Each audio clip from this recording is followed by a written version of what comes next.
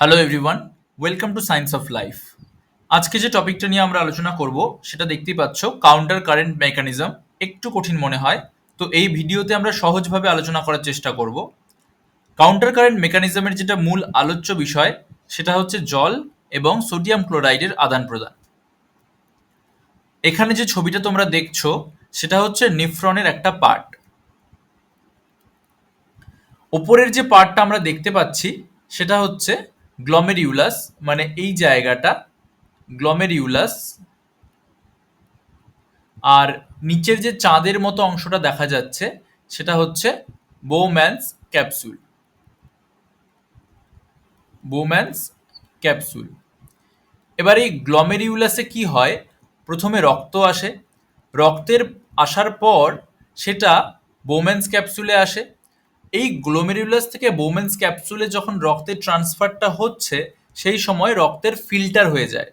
Filter হবার পর Bowman's capsule পার করে সেই ফ্লুইডটা চলে আসে হচ্ছে প্রক্সিমাল কনভলিউটেড টিবিউল, বা বাংলায় আমরা বলি নিকটবর্তী সংবর্ত নালিকায়। তো এটা হচ্ছে আমাদের নিকটবর্তী সংবর্ত নালিকা, যেখানে কিছু প্রয়োজনীয় জিনিস, যেরকম ধরো জল, তার সঙ্গে ধরো গ্লুকোজ, এই প্রয়োজনীয় জিনিসগুলো এবং বেশিরভাগ ওয়েস্ট ম্যাটেরিয়াল বা অপ্রয়োজনীয় জিনিস, এগুলো নিকটবর্তী সংবর্ত নালিকায় চলে আসে। এবার নিকটবর্তী সংবর্ত নালিকা বা প্রক্সিমাল কনভলিউটেড টিবিউল হচ্ছে permeable to water. Permeable to water মানে হচ্ছে কি জলের প্রতি ভেদ্য। তাহলে জলের প্রতি যদি ভেদ্য হয়, তাহলে যে জলগুলো নিকটবর্তী সংবর্ত নালিকায় এসেছে ওরা এখন নিকটবর্তী সংবর্ত নালিকার যেটা প্রাচীর সেটা ভেদ করে ডান দিকে এই যে ফাঁকা জায়গাটা দেখছো, যেটাকে দেখো বলা আছে ইন্টারস্টিশিয়াল স্পেস, সেইখানে গিয়ে জমা হচ্ছে জলগুলো।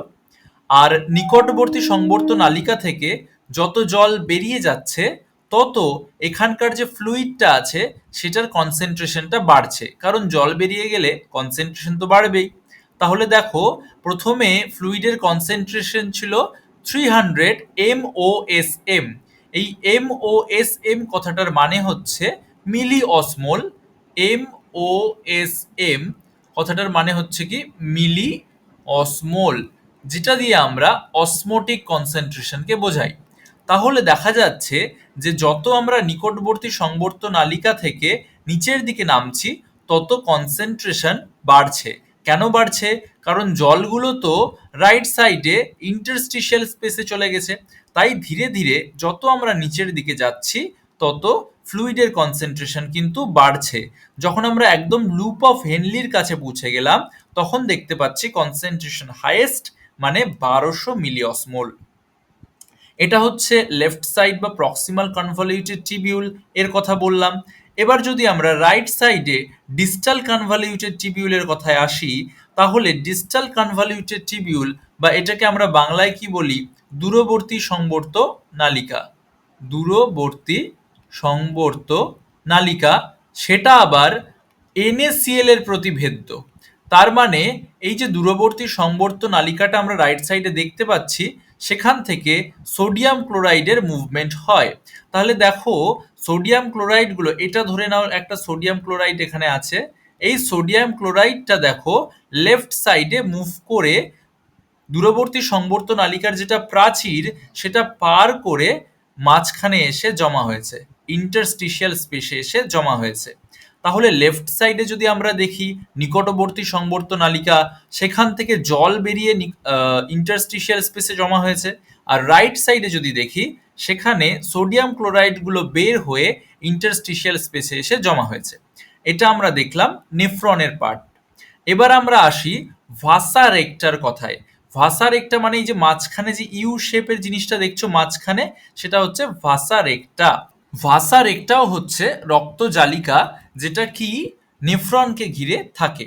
এবার এই ভাসা রেক্টার ক্ষেত্রে আমরা যে রাইট সাইডের পার্টটা দেখতে পাচ্ছি সেটা হচ্ছে দেখো নিম্নগামী বাহু, আর যেটা লেফট সাইডে আছে সেটা দেখো ঊর্ধ্বগামী বাহু। তাহলে আমরা এই পার্টটাকে বলছি নিম্নগামী বাহু, কার? ভাসা রেক্টার। আর এই পার্টটাকে বলছি ঊর্ধ্বগামী বাহু, কার? ভাসা রেক্টার।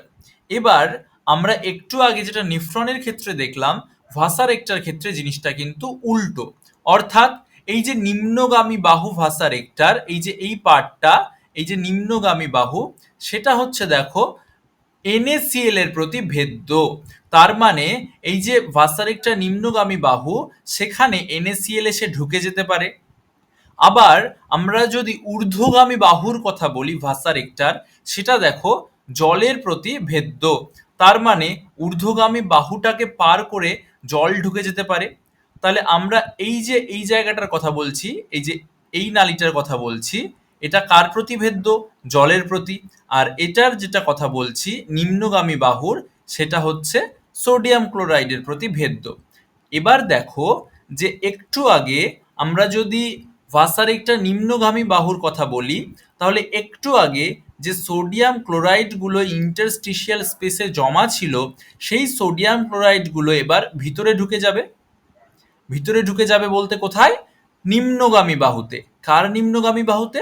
ভাসারেক্টার। কেন?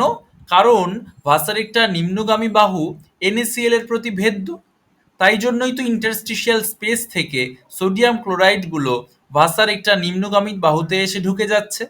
আচ্ছা, এবার দেখো সোডিয়াম ক্লোরাইড যদি এইখানে এসে ঢুকতে থাকে, তাহলে এখানকার কনসেন্ট্রেশনটা ধীরে ধীরে বেড়ে যাবে, তাই তো? তাই জন্যই দেখো যে ভাসারেক্টা যখন নিম্নগামী বাহু স্টার্ট হচ্ছে, সেখানে ফ্লুইডের কনসেন্ট্রেশন 300 মিলি অসমোল। আমরা যখন আরেকটু নিচের দিকে যাচ্ছি, সেটা বেড়ে হয়ে যাচ্ছে 500 মিলি অসমোল। আরও যখন একটু নিচের দিকে যাচ্ছি, সেখানে দেখতে পাচ্ছি 600 মিলি অসমোল। আরও যখন নিচে যাচ্ছি, তখন 900 মিলি অসমোল। আর তারও যখন নিচে যাচ্ছি, প্রায় 1200 মিলি অসমোল। এটা হচ্ছে নিম্নগামী বাহু ভাসারেক্টার। এবার ভাসারেক্টার যদি ঊর্ধ্বগামী বাহুর কথা বলি, তাহলে সেটা কার প্রতিভেদ্য? দেখো জলের প্রতিভেদ্য। তার মানে একটু আগে যে নিকটবর্তী সংবর্ত নালিকা বা প্রক্সিমাল কনভলিউটেড টিবিউল থেকে জলগুলো এসে এই ইন্টারস্টিশিয়াল স্পেসে জমা ছিল, সেই ইন্টারস্টিশিয়াল স্পেসের জলগুলো এবার ঊর্ধ্বগামী বাহুতে প্রবেশ করা শুরু করেছে। কার ঊর্ধ্বগামী বাহুতে? ভাসারেক্টার। তাহলে যদি ভাসারেক্টার ঊর্ধ্বগামী বাহুতে জল ঢুকতে থাকে, তাহলে এই যে কনসেন্ট্রেশনটা যেটা 1200 ছিল, সেটা ধীরে ধীরে কমবে। প্রথমে দেখো 900 হয়ে গেছে জল ঢোকার ফলে, তারপরে 600 হয়ে গিয়েছে, তারপরে 500 হয়ে গিয়েছে, লাস্টে আবার 300-তে ফিরে এসেছে।